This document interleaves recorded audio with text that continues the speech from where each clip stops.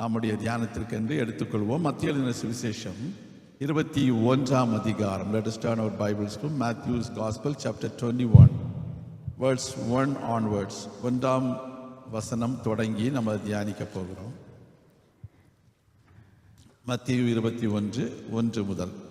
அவர்கள் எருசலேமுக்கு சமீபமாய் சேர்ந்து ஒலிவமலைக்கு அருகான பெத்பகேயு வந்தபோது இயேசுவானவர் சீஷரில் 2 பேரை நோக்கி, உங்களுக்கு எதிரே இருக்கிற கிராமத்துக்கு போங்கள். போனவுடனே அங்கே ஒரு கழுதையையும் அதனோடே ஒரு குட்டியையும் கட்டியிருக்க காண்பீர்கள். அவைகளை அவிழ்த்து என்னிடத்தில் கொண்டு வாருங்கள். ஒருவன் உங்களுக்கு ஏதாகிலும் சொன்னால் இவைகள் ஆண்டவருக்கு வேண்டுமென்று சொல்லுங்கள். உடனே அவைகளை அனுப்பிவிடுவான் என்று சொல்லி அவர்களை அனுப்பினார். உடனே அவைகளை அனுப்பிவிடுவான் என்று சொல்லி அவர்களை அனுப்பினார். ஹல்லேலூயா. நாம் ஜெபிக்கலாம். எங்கள் அன்பின் ஆண்டவரே, எங்களுக்காக யாவையும் செய்து முடிக்கிற தேவன் நீர் என்று இந்த வேதத்தில் வாசிக்கிறோம்.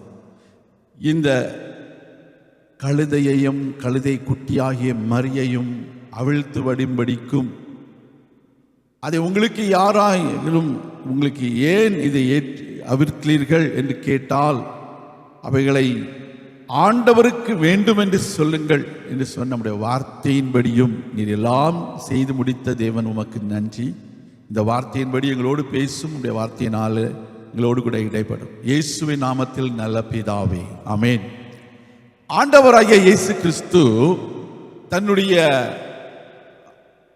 பாடு மரணங்களுக்கு முன்பதாக, பஸ்காவை அவர் அனுசரிப்பதற்கு முன்பதாக செய்த முக்கியமான ஒரு காரியம்தான் இந்த கழுதை குட்டியை போய் அவிழ்த்து வரும்படிக்கு சொல்கிறதை பார்க்கிறோம். இந்த நாளில் நம்முடைய செய்தியில், நம்ம இந்த மாதத்தின் செய்தியில் எப்படி கர்த்தர் எனக்காக யாவையும் செய்து முடிப்பார். God will do everything what he has purposed for you and me. Amen. இந்த கழுதை குட்டியும் ஆண்டவர் ஏற்கனவே இதை ஆயத்தப்படுத்தி வைத்திருக்கிறார். ஒரு வழியா சொல்லுவோமா? ஆமென். இந்த இடத்துல பாருங்க, பெத்பகே என்றதான ஒரு கிராமத்திற்கு அவர்கள் வந்த பொழுது என்று வாசிக்கிறோம். தமிழில் பெத் பகேன் இருக்குது, இங்கிலீஷில் பெத் பேஜ் சொல்லுவாங்க. அந்த பெத் பேஜ் என்றதான அந்த பதம் இங்கிலீஷில் அப்படி தான் ஸ்பெல்லிங், அதனால அவங்க அப்படி தான் சொல்லுவாங்க. ஆனால் நம்ம ஜியை ஹேன்னு நம்ம வாசிப்போம். ஓகே, உங்களுக்கு தெரியுங்களா? ஜார்ஜை நம்ம ஹார்ஜின்னு சொல்ல வாசிக்க மாட்டோம் இல்லையா? ஜி தான். ஆமென், கர்த்தருக்கு ஸ்தோத்திரம். அப்போ இந்த இடத்துல பாருங்க, பெத்பகே என்றதான பதம் நமக்கு கிரேக்க பதத்தில் இருக்கிறதுனால நம்ம தமிழ் வேதாகமம் கிரேக்க மொழியிலிருந்து மொழிபெயர்க்கப்பட்டிருக்கிறது, ஆங்கிலத்திலிருந்து மொழிபெயர்க்கப்படவில்லை. அதனால இது பெத்பகே என்பது கரெக்டான ஒரு பதம். நீங்கள் இந்த வசனத்தை, இந்த வார்த்தையை ஞாபகம் வைத்துக் கொள்ள வேண்டும். அங்க ஒரு கழுதையையும் அதனோட ஒரு குட்டியையும் கட்டியிருப்பதை நீங்கள் பார்ப்பீர்கள், அதை காண்பீர்கள் என்று ஆண்டவராகிய இயேசு கிறிஸ்து சொல்லுகிறார். எல்லாமே ஆண்டவருடைய திட்டத்தின்படி நடக்கிறது என்பதை நாம் அறிந்து கொள்ள வேண்டும். அநேக வேளைகளில் அநேக சாட்சிகளை பார்த்தோம். இந்த சாட்சிகள் எல்லாம் திடீரென்று நடக்கவில்லை. இது ஒரு சர்ப்ரைஸாக கிடையாது. கர்த்தருக்கு ஒரு சர்ப்ரைஸே கிடையாது. நமக்கு ஒருவேளை அது ஒரு சர்ப்ரைஸாக இருக்கலாம். ஆனால் கர்த்தருக்கு அது ஏற்கனவே திட்டமிட்டபடி அவர் எல்லாவற்றையும் ஏற்ற காலத்தில் அதனது நேரத்தில் அவர் செய்து கொண்டே இருக்கிறார். ஹல்லேலூயா. அதனால நம்ம கர்த்தரை சார்ந்திருக்கும் பொழுது கர்த்தர் நமக்கு எல்லாவற்றையும் நன்மைக்கு ஏதுவாகவே நடத்துவார் என்பதை நாம் ஞாபகம் வைத்துக் கொள்ள வேண்டும். அப்போ இந்த இடத்துல பாருங்க, 2 சீஷர்களை அழைக்கிறார். நீங்கள் எதிரே இருக்கிற கிராமத்திற்கு போங்கள். அங்கே என்ன, போன உடனே அங்கே ஒரு கழுதையையும் அதனோட ஒரு குட்டியையும் கட்டியிருக்க காண்பீர்கள். அப்போ ஆண்டவருக்கு எல்லாமே தெரியும், என்ன நடக்க போகுது அப்படின்னு எல்லாமே தெரியும் இல்லையா? இப்போ நீங்கள் போறீங்க, அங்கே போனால் ஒரு சிஇஓவை பார்ப்பீங்க. அவருக்கு மனசை நான் அப்படியே அவிழ்த்து விடுவேன், அவர் உங்கள் சார்பாக மாறுவார் அப்படின்னு ஆண்டவர் ஆல்ரெடி பிளான் பண்ணி வச்சிருப்பார். ஒரு வழியா சொல்லுவோமா? நம்ம நினச்சிக்கிறோம், அங்கே போனோன்னா ரொம்ப நல்ல சிஇஓங்க, அவர் என்ன பார்த்த உடனே எனக்கு அப்படியே கொடுத்துட்டாரு அப்படின்னு சொல்லுவோம். இல்லை, எல்லாம் ஆண்டவர் அவருடைய உள்ளத்தை ஆல்ரெடி உங்களுக்காக பக்குவப்படுத்தி வச்சிருக்கிறார். ஒரு ஆளியா சொல்லுவோமா? அவர் ராஜாவின் இருதயம் கர்த்தரின் கைகளில் நீர்க்கால்களைப் போல இருக்கிறது, அதை தமக்கு சித்தமான வழியில் அவர் திருப்புகிறார். அப்ப நம்முடைய வாழ்க்கையில கர்த்தருடைய சித்தம் இல்லாமல் திட்டம் இல்லாமல் எதுவும் நடைபெறுவது இல்லை. பாருங்க, இந்த கழுதையை கட்டியிருக்கிறது அவர் பார்க்கிறார். யார்? அந்த சீஷர்கள் பார்க்கிறார்கள். போய் என்ன செய்கிறாங்க? அந்த கழுதையை அவிழ்க்கிறதை பாருங்க. ஏன்னா 6வது வசனம் சொல்லுது, சீஷர்கள் போய் இயேசு தங்களுக்கு கட்டளையிட்டபடியே செய்தார்கள் என்று பார்க்கிறோம். இன்றைக்கு நீங்களும் நானும் ஆண்டவர் சொல்லுகிறபடி செய்தால் காரியங்கள் அவர் திட்டத்தின்படி நடக்கும். அல்லேலூயா. அப்ப அவர் ஏற்கனவே திட்டமிட்டு வைத்திருக்கிற அந்த காரியத்தின்படி நீங்களும் நானும் செய்ய வேண்டும் என்று எதிர்பார்க்கிறார். அவர் சொல்லுகிறபடி செய்தால் ஆண்டவருடைய திட்டத்தின்படி நடக்கும்.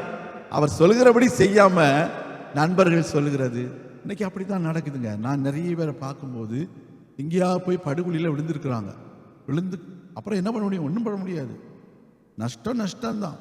விழுந்தது தான். காயம்தான். ஆனால் நம்ம ஆண்டவரத்தில் ஆலோசனை கேட்கிறோமா?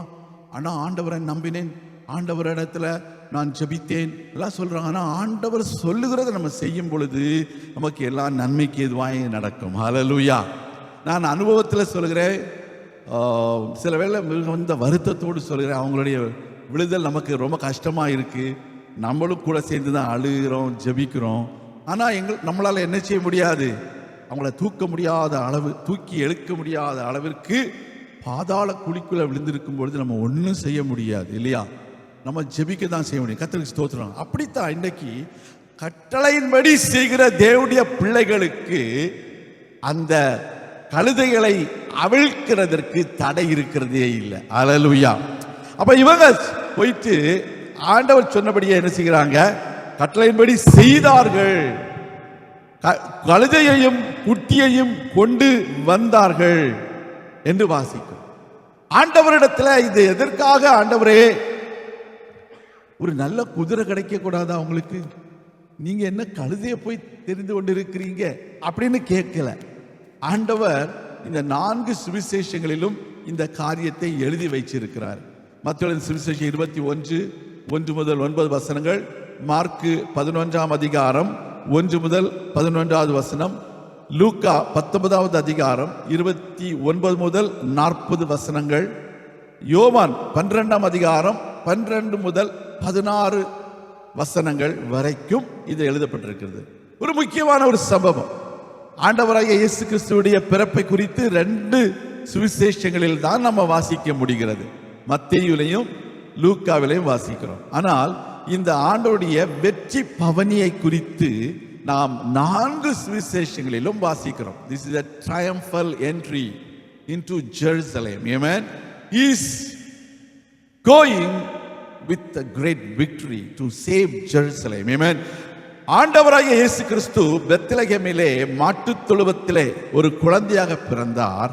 இப்பொழுதோ ராஜாவாக அவர் எருசலேமுக்கு வெற்றி பவனி செல்லும்படியாக ஆயத்தமாகிற நாள் தான் இந்த நாள், இந்த கழுதை குட்டிகளை அவிழ்க்கிற நாள். கர்த்தருடைய பிள்ளைகளை நம்ம நினைக்கலாம், எப்படி ஒரு ராஜா இந்த கழுதை குட்டியில போகலாம் என்று சொல்லி.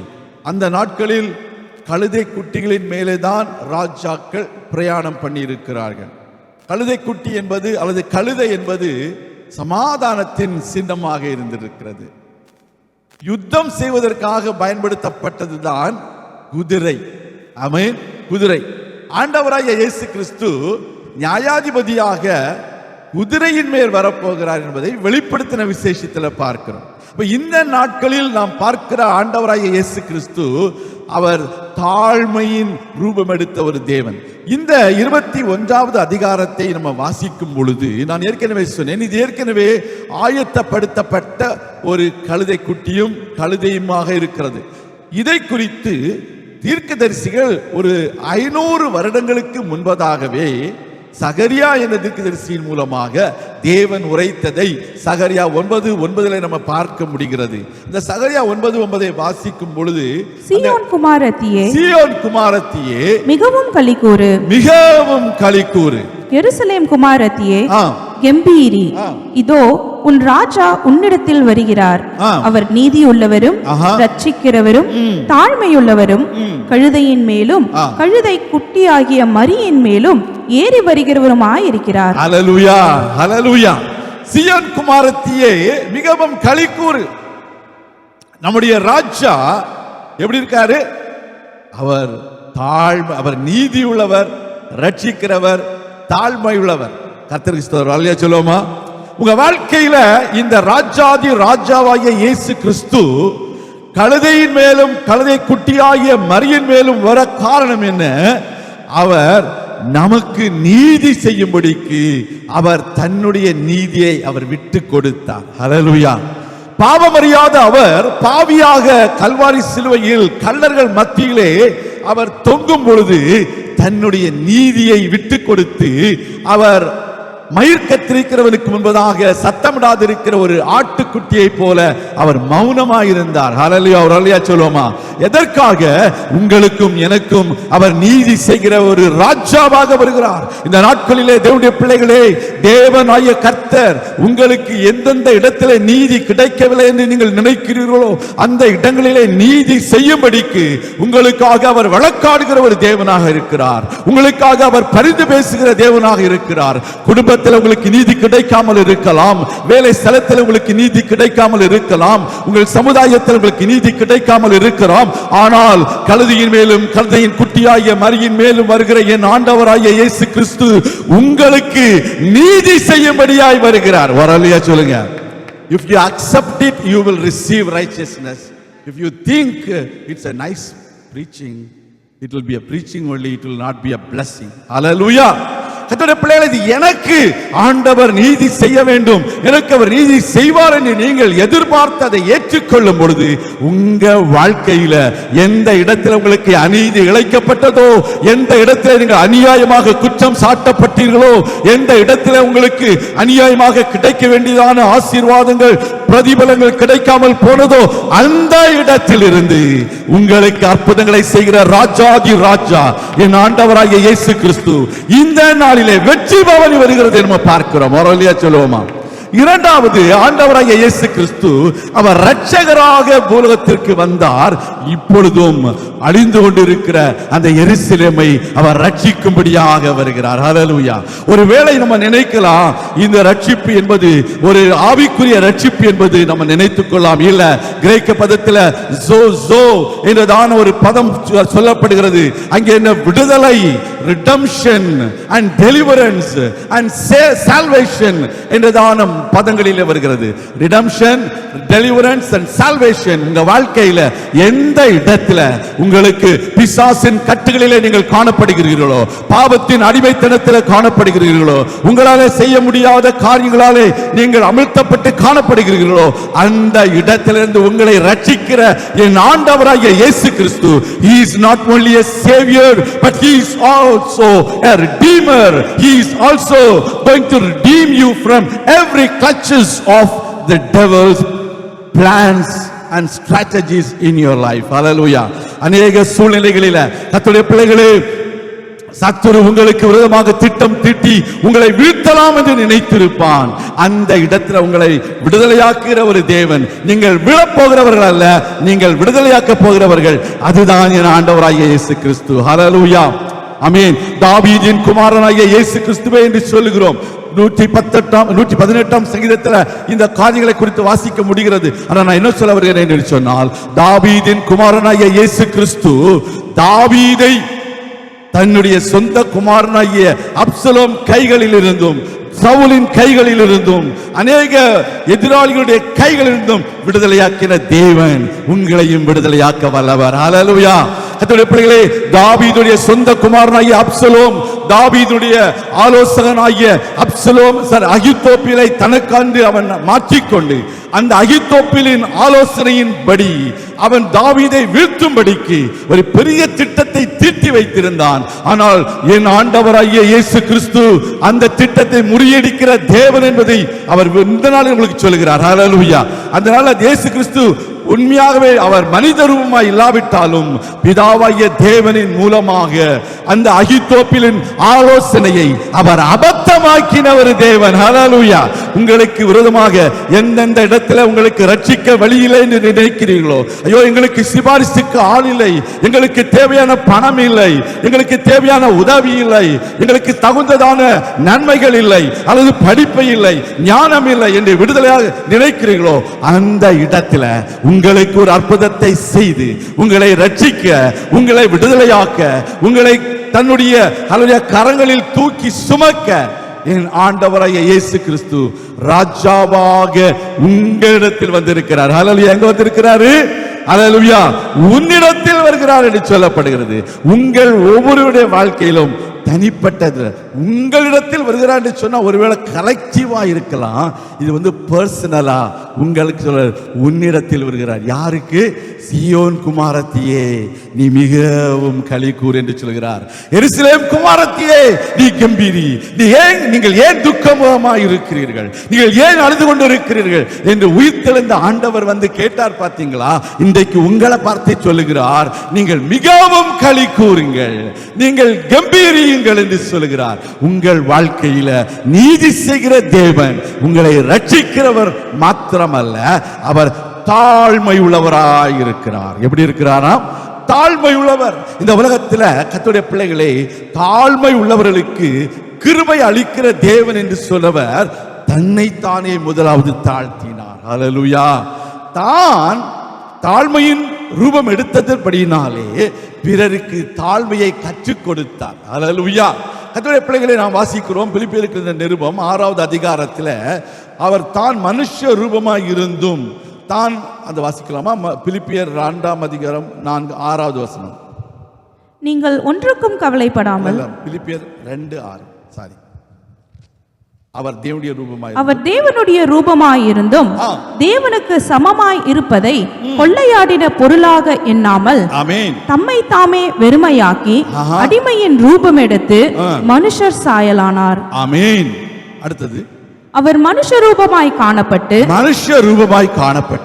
மரண பரியந்தம், அதாவது சிலுவையின் மரண பரியந்தமும் கீழ்ப்படிந்தவராகி தம்மை தாமே தாழ்த்தினார். கர்த்தருடைய பிள்ளைகளே, இந்த கழுதையின் மேல் ஏறி வருகிற ராஜாவாகிய இயேசு கிறிஸ்து எதற்காக இப்பொழுது அந்த எருசலேமுக்கு செல்கிறார்? எருசலேமில் உள்ள அசுத்தங்களை நீக்கவும் தேவாலயத்தை சுத்திகரிக்கவும் மாத்திரமல்ல, எருசலேமுக்காக தன்னுடைய ஜீவனையே அவர் கொடுக்கவும் அவர் எருசலேமுக்கு கடந்து செல்கிறார். அதுதான் இந்த இடத்துல வெற்றி. அதுதான் வெற்றி. ஒரு ஆளே சொல்லுவோமா? சாத்தானுக்கு அது ஒரு தோல்வி. தேவனுடைய பிள்ளைகளாகிய உங்களுக்கும் எனக்கும் அது ஒரு வெற்றி. சீயோன் குமாரத்தியே நீ மகிழ்ந்து களிக்கூறு. மிகவும் கம்பீரியின் முதலாவது மிகவும் களிக்கூறு, இரண்டாவது கம்பீரி என்று வாசிக்கிறோம். நம்முடைய வாழ்க்கையில நாம் மிகவும் களி கூற வேண்டும், கம்பீரிக்க வேண்டும். காரணம், நம்முடைய ராஜாதி ராஜாவாகிய இயேசு கிறிஸ்து நமக்காக அவர் தன்னை தாழ்த்தினார். உதாரணமா சொல்ல போனா, ஒரு குழந்தை ஒரு தவறு செய்து விட்டான் என்று வைத்துக் கொள்ளுவோம். அந்த குழந்தையை தண்டிக்க போகிறார்கள். அப்பொழுது அப்பா சொல்லுவாரு, ஐயோ தயவு செய்து என் பிள்ளை அடிக்காதீங்க, எதாவது என்ன அடிச்சுக்கங்க, அவன் சின்ன பிள்ளை தெரியாம செய்துட்டாங்க, அவனுக்காக நான் வரேன், என்னன்னாலும் நீங்க செய்துக்கோங்க, அவன் சின்ன பிள்ளை, ஐயோ அவனை அடிக்காதீங்க, என்னால தாங்க முடியாது. ஒரு ஆளியா சொல்லுமா? சொல்லுவீங்களா? சொல்ல மாட்டீங்களா? சொல்ல மாட்டாங்க போல. நிறைய பேரண்ட்ஸு அப்படியே பார்த்துட்டே இருக்காங்க. பாஸ்டர், அதெல்லாம் பழைய காலம் பாஸ்டர். பைபிள்லே சொல்லியிருக்குது, ஸ்திரியானவள் தன் கற்பத்தின் பிள்ளைக்கு இறங்காமல் தன் பாலகரை மறப்பாள் அப்படின்னு போட்டிருக்குதுல்ல பாஸ்டர். அப்படி சொல்லிடுவாங்க, இல்லை வசனத்தை அப்படி மாற்றிடுவாங்கல்ல. மறப்பாளோ அப்படின்னு தான் அவர் கேட்டார், மறப்பாள்னு போடலை. அல்லேலூயா. ஒரு வாட்டி இதெல்லாம் கொஞ்சம் டாபிக் வேலை, நாங்கள் போய் ஜோம் பண்ண போன வீட்டில் வாலிப நாட்களில் ரட்சிக்கப்பட்ட புதுசில், நீங்கள் இப்படி சொல்கிறதெல்லாம் சரியில்லைங்க, எல்லா வீட்லேயும் பிரச்சனை தான். இயேசு என்ன சொன்னார்? சாவில்லாத வீட்டில் போய் கடுகு வாங்கிட்டு சொன்னாரா இல்லையா? இது எந்த பைபிள்ல இருக்கு? அவர் சொல்றார் என்கிட்ட. நமக்கே பைபிள் போதிக்கிறாங்க. எப்படி இயேசு சொன்னாராம், எப்படி சாவில்லாத வீட்டில் போய் கடுகு வாங்கிட்டு வான்னு சொன்னாராம். இது எந்த பைபிள் எனக்கே தெரியவே இல்லை. அப்படி உங்களையே ட்விஸ்ட் பண்ணிடுவாங்க ஜனங்க.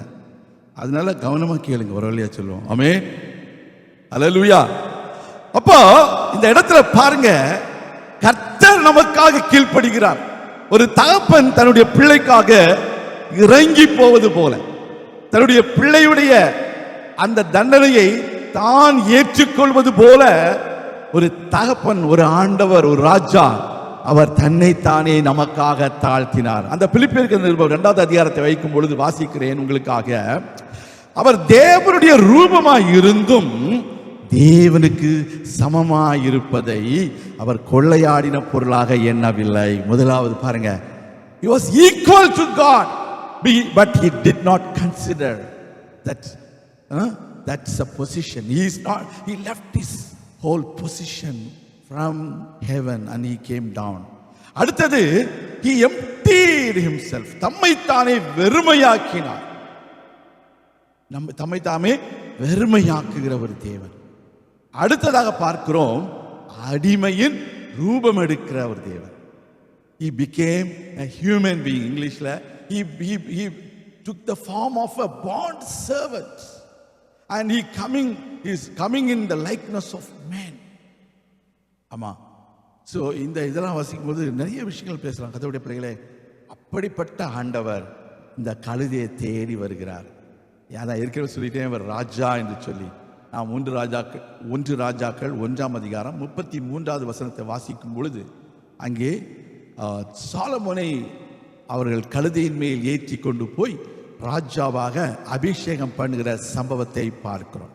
அப்போ இந்த ராஜா ஏறி செல்கிற இந்த கழுதை, இந்த கழுதை தான் முக்கியம் என்று சொல்லி நம்ம அநேக பேசுகிறோம். நானும் அதான் பண்ணுகிற டாபிக் அதுதான். The donkey that God purposed, அதுதான் நம்முடைய டாபிக். கர்த்தர் குறித்த கழுதை. என்னது? இன்னைக்கு நீங்களும் நானும் தான் அந்த கழுதைகள். ஒரு வழியா சொல்லுவோம். அருமையான தேவனுடைய பிள்ளைகளை, கர்த்தர் நமக்காக யாவையும் குறித்து வைத்திருக்கிறார்.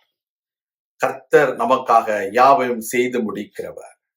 இந்த உலகத்திலே நீங்கள் அவரை சார்ந்திருக்கும் பொழுது நீங்கள் விரும்புகிற காரியங்களை கர்த்தர் உங்களுக்கு தருவார்.